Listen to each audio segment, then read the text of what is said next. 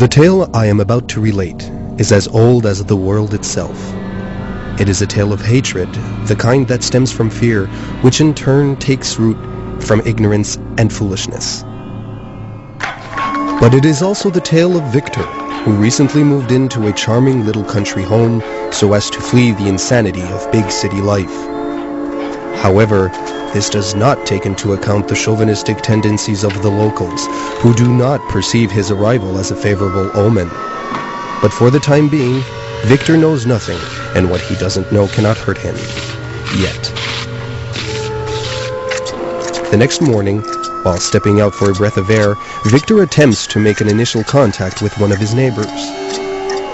Imagine his surprise as he watched the former return to his cottage without even having the basic courtesy to return his salutations. An isolated case, presumes Victor, who immediately attempts to greet his other neighbor. But once again, he is met with the same reaction of mistrust. His heart filled with bitterness, Victor returns to his home, cursing the close-mindedness of the country folk. Having quickly gotten over that incident, Victor takes advantage of his morning stroll to visit the village.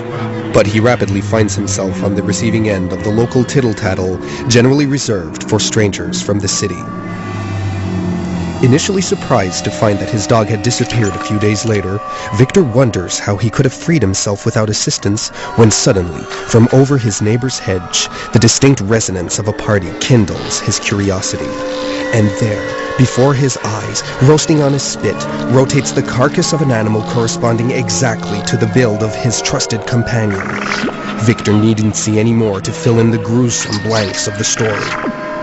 Unfortunately too focused on thinking up the worst possible scenarios, his presence is noticed by his neighbor's little girl. Since suspicion is contagious, Victor equips himself with a home security system and a generator, convinced that isolation from the others is a necessity.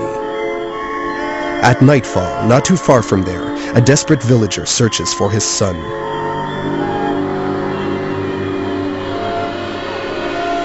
Disheartened, he approaches his closest neighbor to ask for advice. Despite not actually having seen the boy, the neighbor mentions how the stranger locked himself up into his home after being caught spying. Having agreed on the venture, the two decide to investigate for themselves. But the instant they are detected by the security system, they flee the scene, henceforth convinced that the stranger is plotting a dreadful scheme, perhaps even being the one responsible for the disappearance of the boy. The next few days are steadily punctuated with the repeated ringing of the security system's alarm, the frequency of which increases all the time. Evidently, the system is no longer adequate enough to keep the villagers from snooping around Victor's home. Panicked, he sees no other alternative than to elaborate a plan to guarantee his protection. Proving destiny is indeed a cruel mistress. A chance electrical blackout plunges the entire village into complete darkness. Darkness which the villagers immediately blame the stranger for, assuming a new ordeal he was putting the young boy through required all the electrical power of the area. Inspired by an energy which, in completely different conditions, would have allowed them to create extraordinary things, they convinced themselves to torch the ogre's home. If only Victor had been an actual ogre and not a brilliant inventor, the villagers would not be confronted with what he had in store for them. All their hatred towards him pent up in 40 tons of rampaging metallic fury. Unfortunately, if vengeance is a false god, it indeed guides man into blindness, losing sight of what is truly essential.